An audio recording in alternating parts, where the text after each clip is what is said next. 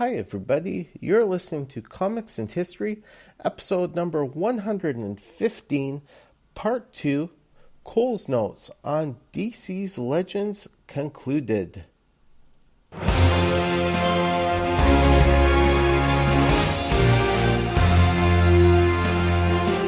welcome to the show.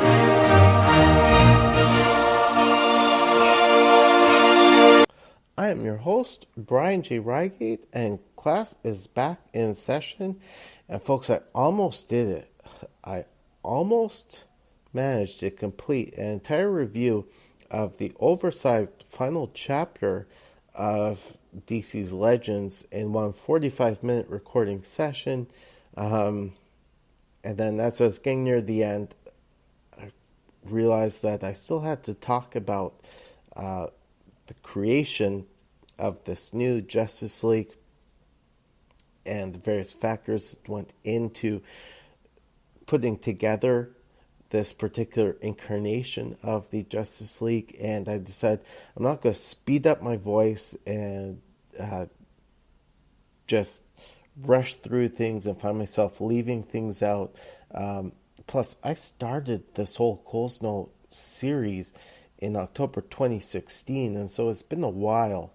And I know that on, I want to say it was episode 90, I spoke about the legacy left by Legends, but I think it'd be good to go back and reflect on what happened in the DCU following Legends. As I said way back at the start of this Cole's Note series, this is a very, very worthwhile read, even though reality-altering stories such as Zero Hour, Infinite Crisis, Final Crisis, Flashpoint Rebirth, even though all of those events may have rendered certain parts of this story out of the current continuity, it's still a wonderful read, a wonderful historical artifact in itself, too. Just a great example of how DC puts together these stories in which the heroes find themselves in a dark place right at or just after the start of the event. They go through some dark times, and when it feels like things are hitting rock bottom, the heroes come together, they save the day, and there's this renewed sense of hope and optimism going forward. So let me stop rambling. Let me get into this. Going to page 28 of Legends. I really like how the heroes are all given their own individual panels.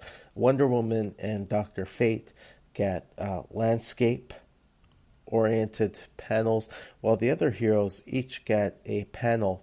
Well, Superman gets 2 panels, but they each get a panel to say yay or nay to Dr. Fate's invite to stand beside him in the name of justice. I gotta say again, really neat that it's a Golden Age hero who is the one who puts out the call for the formation of a new superhero team, even though the other members of the JSA had been relegated to limbo since DC wanted to focus on the younger current generation of heroes. Dr. Fate was not somebody who had a pre-crisis doppelganger. It was easy to explain why he still looked so young in the present day. So it really does speak to DC acknowledging at least one element of its legacy in making Dr. Fate the one who gives the call to the others to join him. Now, Batman's the first one, and he says yes.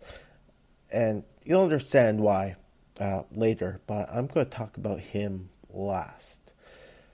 Martian Manhunter is the second to respond, And again, he says, "Indeed, I will. Nowhere else is truly home." And that perfectly captures the concept of Martian Manhunter in the Justice League. I know that in the past there have been attempts to give Martian Manhunter his own miniseries or his own ongoing series, and then for whatever reason, whether due to sales or storytelling initiatives, he just hasn't had an ongoing series. But he's certainly been a key member of the Justice League through almost all of its incarnations since the start of the post-crisis era. Even before, Jerry Conway and J.M. DeMatteis did a great job with this during their time writing the Detroit era Justice League, where Aquaman was the one who formed the Detroit League, but he would leave midway through, and Martian Manhunter would step up during this time and become not just the field leader of the Justice League, he became the heart and soul of the League. You could say that Martian Manhunter's love of Earth was rivaled only by his love for the Justice League. And so even though after a period of time, Giffen and DeMatteis would turn things over to Gerard Jones, who would turn things over to Dan Jurgens, who would turn it over to other writers, even though the Copper Age Justice League would eventually fold and be replaced in the mid-90s by Grant Morrison's JLA. The one constant throughout all the changes in the Justice League has been that Martian Manhunter has been there. So it made complete sense that he would instantly sign up for membership in this new Justice League. Look at Guy Gardner, and I don't think I have my original copy of issue 6 anymore, but an interesting coloring error here in the trade, as Guy's collar is blue, and very interesting that mistake wasn't caught and fixed before sending the trade out for print.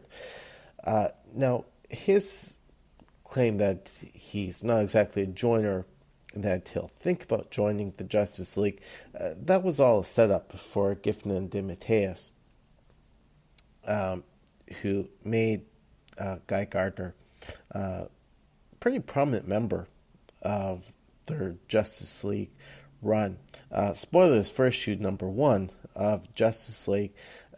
You open to the first page and Guy's all alone in the Justice League's original cave-based headquarters. He's sitting at the table thinking about how when everybody gets in, he's going to quickly assume command of the Justice League. And I don't doubt there were a lot of readers back in 1987 saying, "Okay, all right, please, don't let Guy join the League. Don't make Guy join the League. Let be Hal. Or if not Hal, then John Stewart." I can only imagine the amount of groaning there was coming out of readers when they began reading issue 1 of Justice League. But Guy would become a pretty enjoyable part of the Justice League, even though this was the era in which he became the jerk. He was still used for comedic effect in the Justice League book. As for Black Canary, who tells Dr. Fate that he can count her in, this would actually be a return to the League for Dinah Lance. The second volume of Secret Origins would establish that years ago in the post-crisis DCU's history, there was a Justice League that was founded by Aquaman, Green Lantern Hal Jordan, The Flash, Martian Manhunter, Green Arrow, and Black Canary.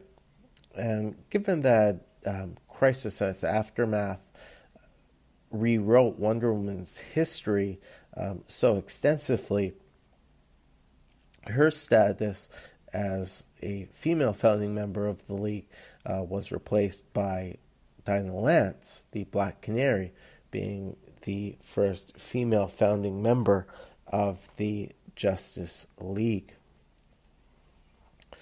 Looking at Captain Marvel, he's all smiles, saying, "Me too." Unfortunately, Captain Marvel didn't last too long in the Justice League. I will say he was there for only a handful of issues.